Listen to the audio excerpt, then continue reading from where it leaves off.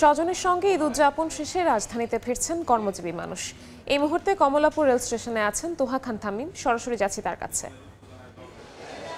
আগামী 15 তারিখ থেকে সরকারি বেসরকারি সকল অফিস পুরো দমে চালু হয়ে যাবে। এখনো যেহেতু 3 দিন ছুটি বাকি আছে, তারপরেও আমরা লক্ষ্য করছি যে ঢাকায় যে ঢোকা অর্থাৎ কর্মব্যস্ত নগরীতে ঢোকার যে প্রবণতা সেটি কিন্তু অব্যাহত রয়েছে। পাশাপাশি আরেকটি বিষয় লক্ষ্য করছি, যেহেতু এখনো সময় রয়েছে, যারা যেতে পারেননি ঈদে তারা কিন্তু বাড়ির উদ্দেশ্যে রওনা হচ্ছেন। এমনই একটি ট্রেন আমরা অপেক্ষারত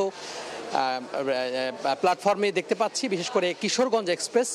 এই কিশোরগঞ্জ এক্সপ্রেস আর কিছুক্ষণের মধ্যে কিশোরগঞ্জের উদ্দেশ্যে ছেড়ে যাবে। 1 নম্বর প্ল্যাটফর্মে দাঁড়িয়ে রয়েছে এবং আমরা দেখতে পাচ্ছি যে পুরো ট্রেন কিন্তু যাত্রীতে ঠাসা, অর্থাৎ তার যে আসন সেই আসনের থেকেও বেশি যাত্রী রয়েছে, অনেক যাত্রী দাঁড়িয়ে আছে আমরা দেখতে পাচ্ছি।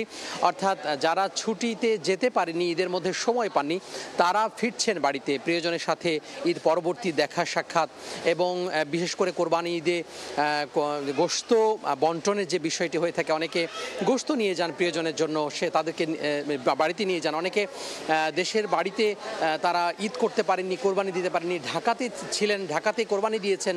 সব মিলিয়ে যেই বাড়ি ফেরার যে প্রবণতা সেটি আসলে আমরা লক্ষ্য করি এবং সেটি লক্ষ্য করছি যে একটি প্ল্যাটফর্মে একটি ট্রেন দাঁড়িয়ে রয়েছে, বিশেষ করে কিশোরগঞ্জ এক্সপ্রেস। আর একটি বিষয় বলে রাখি, অনেকে ঈদের আগে অনেক ঝক্কি ঝামেলা থাকে, বিশেষ করে অনেক ভিড়ভাট্টা থাকে।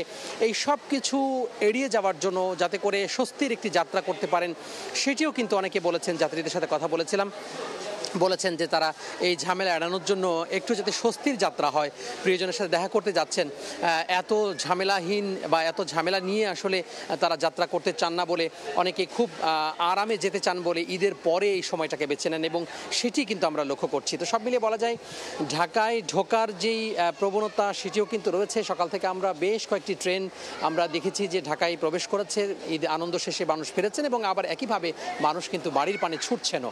তো এই ছিল কমলাপুর রেল স্টেশন থেকে আমার হাতে সবশেষ। সরাসরি যুক্ত ছিলাম রাজধানীর কমলাপুর রেল স্টেশনে।